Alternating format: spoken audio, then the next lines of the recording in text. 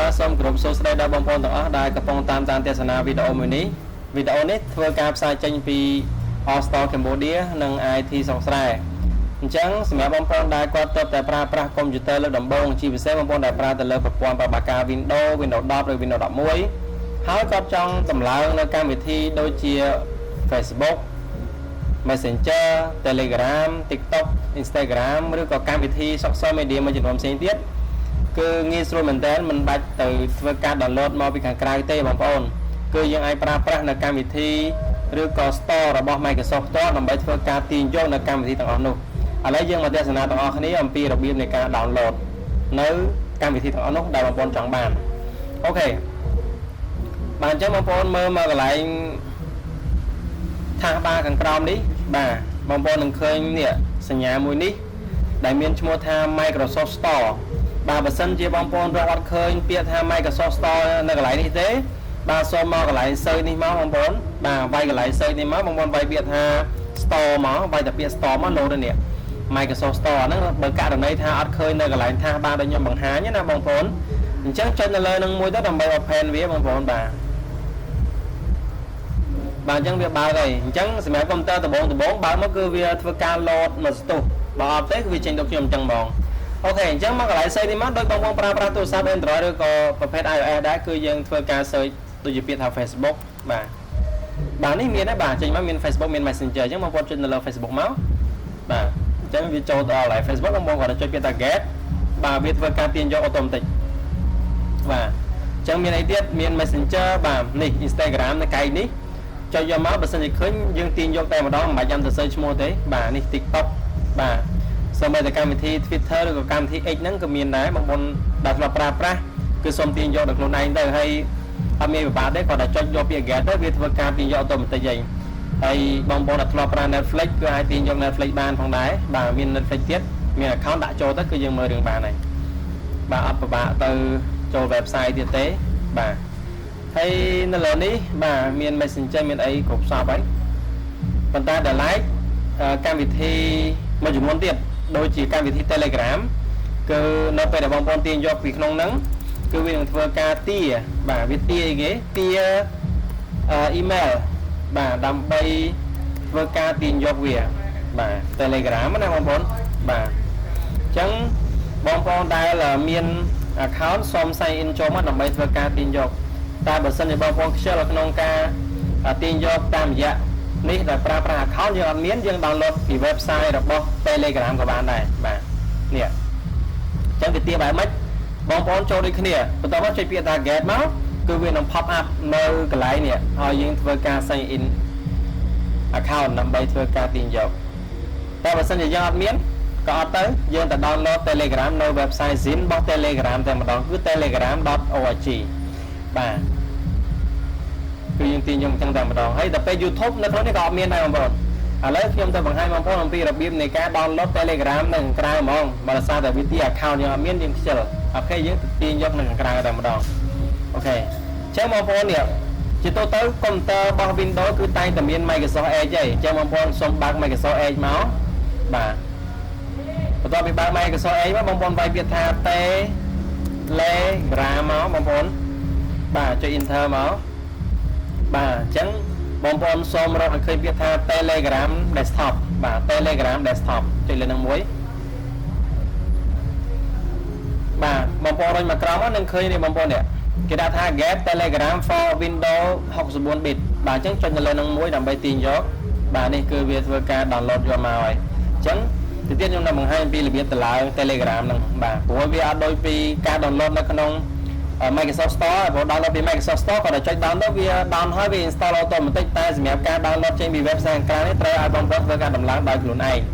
បាទឥឡូវ keep វាតុងម្ដុំយើងងាកទៅលើ YouTube ដែលបងប្អូនជាទូទៅចង់បានហើយធ្វើមិនបាន YouTube គឺបងប្អូននៅក្នុងពេលដែលបងប្អូនកំពុងតែប្រើ Microsoft អីនេះសូមចូលទៅ website របស់ YouTube បាទគឺ youtube.com បាទចូលមកដល់ website YouTube ចឹងមកនេះចូលមកដល់ទីនេះបាទចូលមកដល់ YouTubeបងប្អូនចាំមកផ្លែតបាទបងប្អូននឹងឃើញគេវា load ពាក្យនេះ install YouTube app អញ្ចឹងបងប្អូនឃើញអាប៊ូតុងមួយសញ្ញាបូកហ្នឹងបងប្អូនចុចលើនឹងមួយទៅបាទអញ្ចឹងវាឲ្យយើង install ហើយបាទ install មក បើវានឹងលេចនៅកម្មវិធី YouTube មកនេះបងប្អូននេះអញ្ចឹងបងប្អូនគ្រីសអានេះមួយទៀតដើម្បី create ដាក់វាឲ្យនៅលើ desktop ហើយ allow មកបាទអញ្ចឹងបងប្អូននឹងបាន YouTube មួយខ្លួនឯងនៅក្រៅនេះជាទូទៅបងប្អូនចូល website សិនមែនទេចូល website បានវាយទៅ youtube.com តែនេះអត់ទេយើងក៏ជា shortcut របស់យើងមួយគាត់បើកទៅចូលដល់ YouTube តែម្ដងបងប្អូនក៏អាច search នៅវីដេអូផ្សេងៗហើយសម្រាប់បងប្អូនដែលគាត់ចង់មើលតាក់ទងជាមួយនឹង tip ផ្សេងៗ clip ផ្សេងៗជាមួយកុំព្យូទ័រជាមួយនឹងទូរស័ព្ទហើយនឹងផ្នែកអីមួយចំនួនតិចតួចទៀតគឺអាចសេចបាននៅក្នុង channel របស់ Dara Finance Technology បងប្អូនវាយ Dara Finance ចឹងមកបាទលោតចូលនេះអញ្ចឹងបាទមាន 34k subscriber ហ្នឹងរបស់ខ្ញុំកាន់តរាល់ថ្ងៃអញ្ចឹងបងប្អូនអាចមើលវីដេអូតាក់ទងជាមួយនឹងទូរស័ព្ទ tip អីមួយចំនួនបាទនេះរបៀបបង្កើត Apple ID បាទហើយមានច្រើនទៀតបងប្អូនអាចចូលមកខ្លួនឯងបានដោយសារតែ channel នេះខ្ញុំខាន upload វីដេអូយូរអញ្ចឹងធ្លាក់ view មែនតើបងប្អូនបាទអញ្ចឹងបងប្អូនដែលអត់តមក subscribe សូម subscribe ទៅហើយបើ subscribe ហើយអាចដាក់កណ្ដឹងដើម្បីទទួលបាននូវវីដេអូថ្មីៗព្រោះខ្ញុំកំពុងតែធ្វើការ update វីដេអូប្រចាំថ្ងៃបាទធ្វើម៉េចឲ្យបានយ៉ាងតិចបំផុតគឺមួយថ្ងៃមួយវីដេអូដើម្បីចូល YouTube ដើម្បី share នៅកលឹះមិនថា Windows មិនថា MacBook ឬក៏ទូរស័ព្ទទេខ្ញុំនឹងធ្វើការupload ចូលយ៉ាងហោចឲ្យបានមួយថ្ងៃមួយអានេះជាការតាំងចិត្តប៉ុន្តែគាត់ថាបើពេលខ្លះរវល់ក៏អត់បានដែរមួយថ្ងៃពីរថ្ងៃបានមួយអញ្ចឹងណាតែជាការតាំងចិត្តគឺមួយថ្ងៃមួយយ៉ាងតិចបំផុតអូខេរួចរាល់ឥឡូវយើងងាកមកមើលបាទ Telegram របស់យើងមកនេះនៅកន្លែង download អញ្ចឹងបងប្អូន download ហើយទៅរកណាគឺនេះនៅកន្លែងនេះបាទកន្លែងគេហៅថា File Explorer បងប្អូនបើកមកបាទបន្តមកទៀតទៅរកកន្លែង download នេះបងប្អូន download បន្តមកទៀតបងប្អូននឹងឃើញកម្មវិធី Telegram នៅលើគេអញ្ចឹងអ្វីដែលបងប្អូនត្រូវធ្វើគឺមកស្ដាំយកពាក្យថា open ក៏បានឬក៏ចុចមកឆ្វេង2ដងគេហៅថា double click ក៏បានដែរ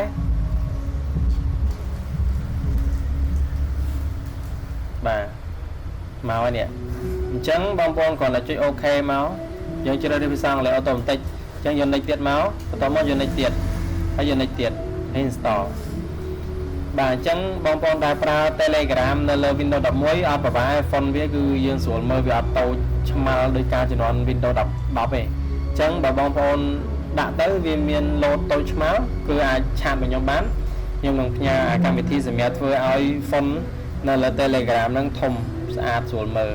អត់អីបាទអញ្ចឹងយើងចុច finish ទៅវានឹងធ្វើការបើកនៅកម្មវិធី Telegram ជូនបងប្អូនហើយអូខេយើងរងចាំមួយផ្លែត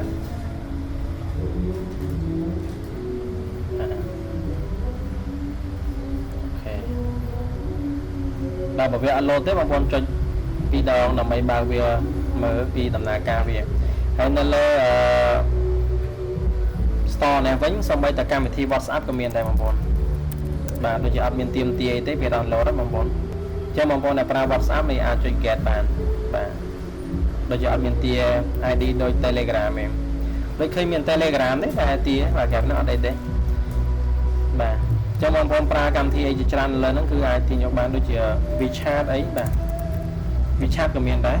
ចឹងបងប្អូនអាចទាញយកបានខ្ញុំក៏ប្រើ WeChat ដែរចឹងសិតតែជាកម្មវិធីដែលខ្ញុំត្រូវប្រើខ្ញុំថតនេះដោយសារអីបងប្អូនអត់ដោយសារតែតែឈ្មោះ Windows ថ្មីដាក់អតិថិជនចឹងក៏ឆ្លៀត download កម្មវិធីទៅឲ្យពួកគាត់តែម្ដងទៅហើយក៏ឆ្លៀតថតវីដេអូផងដែរនេះបងប្អូនដែលប្រើ Zoom គឺសូមចុចយក Zoom Workspace មកបាទរៀនឬក៏ប្រជុំតាមអនឡាញបងប្អូនដឹងហើយកម្មវិធីអាហ្នឹង Microsoft Teams ក៏មាននៅទីនេះដែរ soft free ទេបាទដូចជាអត់មានអីពិបាកទេបងប្អូនអាចធ្វើការទាញយកហើយដល់ពេល download ហើយវានៅណាបងប្អូនបាទនៅកន្លែងនេះបងប្អូនបាទចុច start មកបន្ទាប់មកយកពាក្យថា more មកបាទនេះកម្មវិធីដែលយើងទំតម្លើងមិញបាទបងប្អូន search ទៅឃើញហើយបាទ Facebook Messenger អីបាទនេះ Telegram ដែរហើយបាទនេះ Facebook បាទអូខេចឹងមានតែប៉ុណ្្នឹងទេតើតើជាមួយនឹងរបៀបក្នុងការទាញយកនៅកម្មវិធីចេញពី Windows Store ឬក៏ Microsoft Store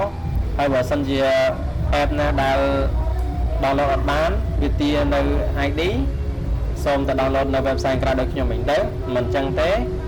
ក៏បងប្អូនអាចធ្វើការ install តាម third party មួយចំនួនទៀតបានដល់ឡែកដូច YouTube អីចឹងយើងក៏អាច install បាន